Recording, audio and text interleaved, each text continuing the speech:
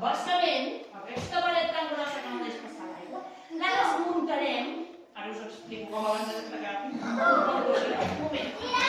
Ens aixecarem, però mireu, estan pintades i sabeu què haurem de fer? Desfarem aquest embassament per fer coses boniques.